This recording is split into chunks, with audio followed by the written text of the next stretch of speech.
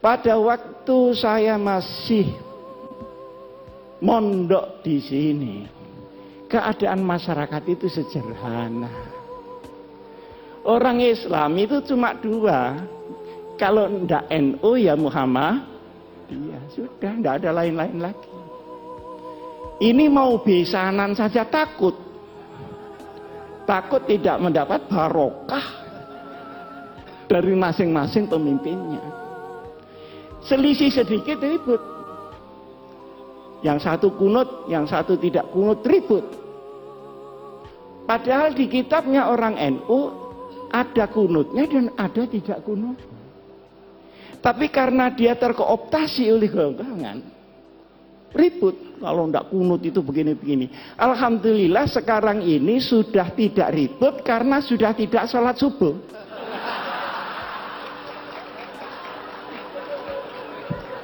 Jadi problemnya sudah kelewat. Dulu Pak Den waktu saya masih habis dari Gontor pulang, beda hari raya itu berkelahi Pak. Takut ini puasanya dosa segala macam. Padahal yang selisih Muhammadiyah sama NU ini kan cuma tanggalnya, kan bukan hari rayanya. Bener apa enggak? Betul. Nah, kalau dibetulkan pengasuh sahih sudah. Yang beda itu tanggalnya. Kalau sholatnya ya itu Allahu Akbar sekian kali takbirnya ya sama. Loh kenapa tanggalnya kok enggak sama? Ngitungnya enggak sama. Kalau NU itu harus kelihatan tanggalnya dan itu perlu 2 derajat di atas ufuk. Muhammadiyah pokok sudah istimewa selesai lah. Ada apa mesti diinceng itu? Apa tamu dia? Lah yang nginceng ini ya enggak mau disalahkan. Karena Rasulullah Shallallahu Alaihi Wasallam itu nginceng.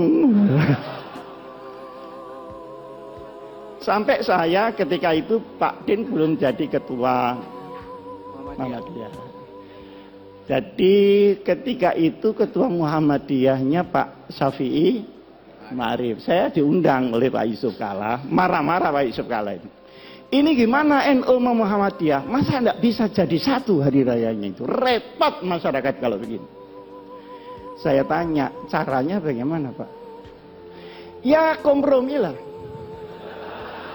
Caranya, dengan Pak Den ya, maaf, dengan Pak Den. Katanya Pak JK, bagaimana kalau Muhammadiyah turun 1 derajat? NU-nya naik 1 derajat. Oh, kalau begitu langsung cash and carry saja. Ini fikihnya pedagang itu di sini.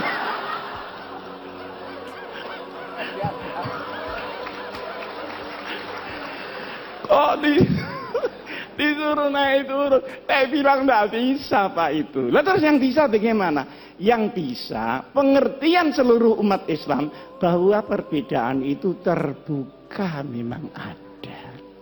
Yang kedua, ini tidak mengada-ada karena sholatnya sama, tanggalnya yang tidak sama. Wong hari di sini sama hari di Amerika tidak sama kok.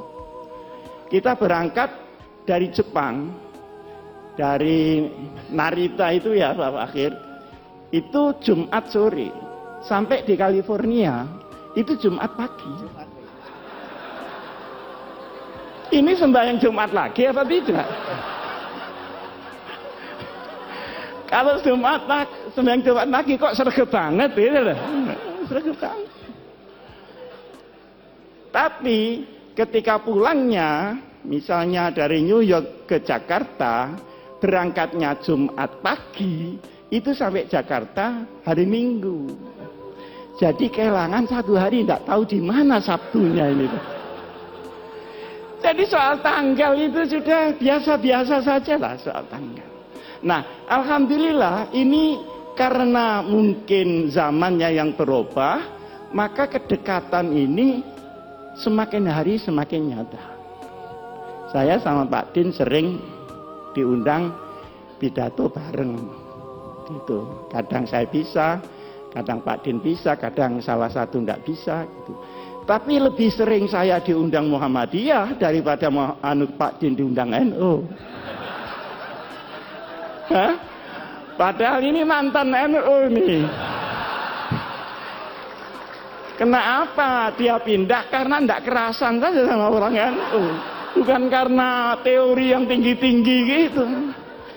Ini orang NU kok kumuh banget. Kira-kira teman itu sekitar itu saja. Nah, masalahnya adalah sekalipun NU Muhammadiyah ini berbeda di dalam furu, bahkan Ibnul Furu, ya, tetapi wawasan keumatannya sama, wawasan kenegaraannya sama.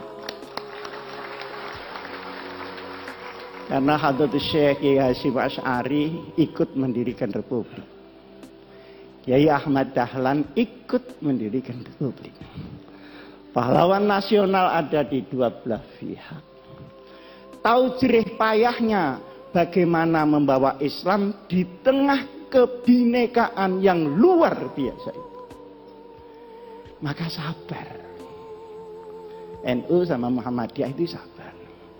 Cuman NU itu sama Muhammadiyah menurut saya itu sepasang sandal. Jadi kalau dipakai semua. Kalau tidak ya sekalian tidak semua. Jangan dipakai yang kanan, yang kiri tidak dipakai. Nah ini kira orang stres itu. Orang NU suruh bikin universitas rapi seperti Muhammadiyah. Sulit Pak. Tapi rahasia, jangan ngomong-ngomong orang. Tapi orang Muhammadiyah suruh ngurusi orang macul yang sehari-hari tidak ngerti apa-apa. Sehingga dia musyrik menjadi muslim. Enggak sabar juga Pak. Nah, bertemunya ini banyak yang tidak suka. Oleh karenanya, maka wawasan keagamaan, wawasan keumatan, wawasan kebangsaan dan kenegaraan tidak boleh dirobek oleh kepentingan apapun juga.